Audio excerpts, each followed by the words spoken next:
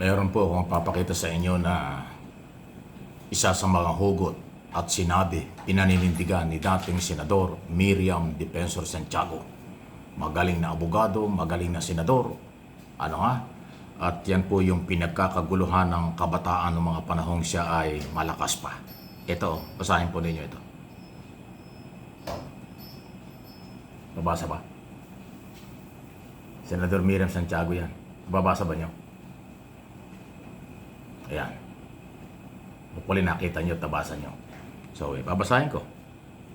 Kahit sinong tanga pwedeng tumakbo sa mas mataas na posisyon at posibleng umani ng boto mula sa mga kapwa niyang tanga.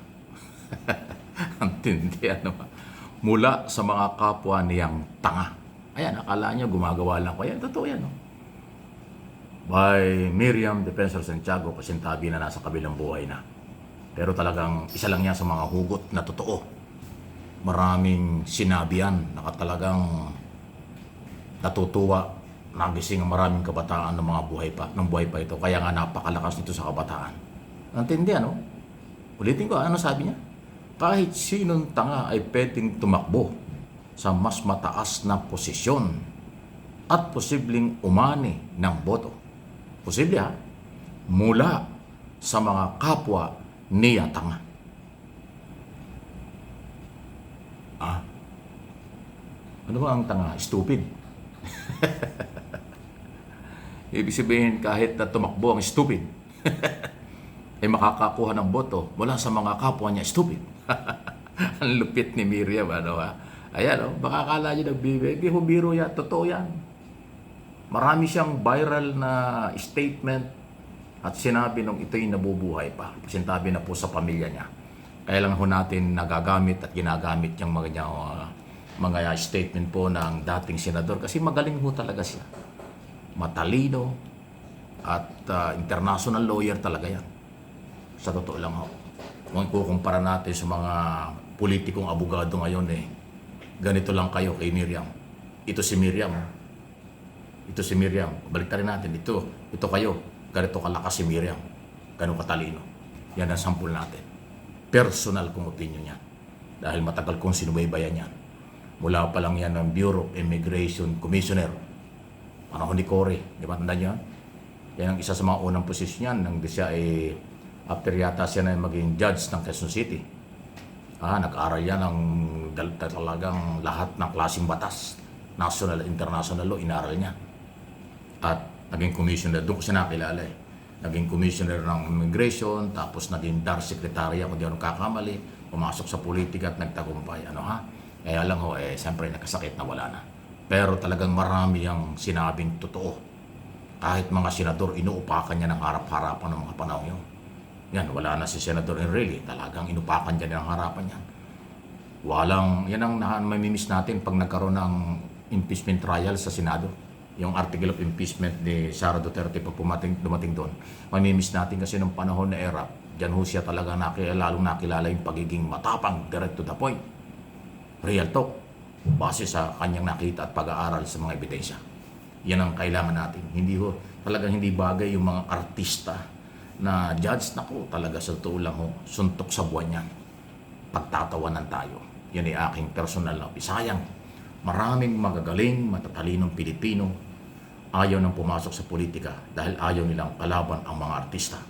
Dahil ang mga Pilipino ay nakatingin sa kasikatan, sa pera, at hindi sa credential, hindi sa kakayanan, hindi sa prinsipyo. Yun po yung nakakalungkot. Kaya tayo mga Pilipino, kahit paulit-ulit natin sinasabi, hindi po ako magsasawa.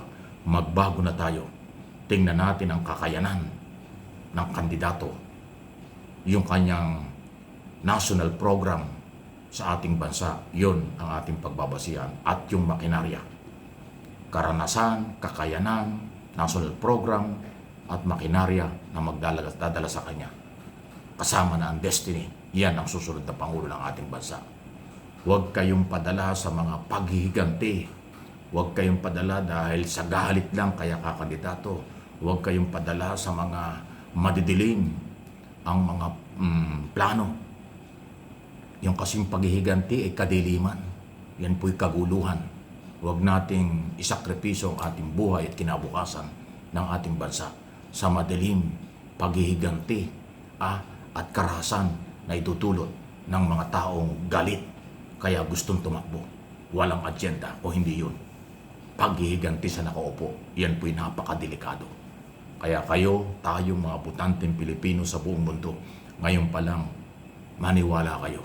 Sakripisyo, pagmamahal, at iboto natin ang may kakayanan at merong prinsipyo at higit sa lahat, merong malawak at magagandang plano para sa ating bansa, sa development, kaunlaran, security, national policy, foreign policy, at marami pang iba. Especially na manindigan sa West Philippine Sea. Ang walang paninindigan dyan, delikado tayo. Baka tayo maging probinsya ng China. Baka tayo ay pasukin ng China, agawin ang ating bansa kapag ang inilagay natin pro-China. Pag ang inilagay natin ay ayaw ipaglaban ang exclusive economic zone. Napakadelikado niyan para sa ating bansa at kabataang pag-asa ng bayan. Real talk lang po yan. Sakripisyo for information, for education only. Ang ating pong mga topic. Okay? Wala pong masama sa pagsasabi ng totoo at kayang panindigan. Huwag kayong pabudol sa mga mapanlinlang na galaw. Alam nyo kung sino ang gumagawa nito. Huwag kayong paloko sa mga atat bumalik at maghawak ng kapangyarihan, pero kaduda-duda naman ang mga agenda at kakayanan. Delikado. Huwag tayong sumugal. Hindi sugal ang eleksyon. Ang eleksyon ay prinsipyo, pagmamalasakit para sa kinabukasan ng bansa. Huwag niyong isugal ang inyong dangal, ang inyong kaluluwa at ang ating bansa.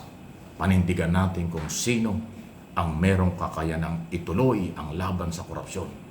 Ituloy ang magaganda para sa bayan. Ang kaguluhan, pananakot, human rights violation, salot sa demokrasya at kaunlaran. Huwag tayong sumama sa ganyan. Dapat malaman nyo yan. Huwag kayong matakot. Ang katotohanan ay ipinaglalaban, hindi ipinamimigay. Ayun. Please like and share, subscribe and follow. Maraming nanonood pero hindi pa yata nagpa-follow o nagsusubscribe. Dito sa ating mga YouTube channel at maging sa Facebook page natin. Sige. Ingat lang po tayo, walang araw, walang oras, walang holiday, ano man po ang mga nangyayari, kailangan iparating ko sa inyo kung ano yung totoo sa aking pag-aaral, pagsusuri, base sa mga katotohanan nangyayari ang ating topic at mga opinyon.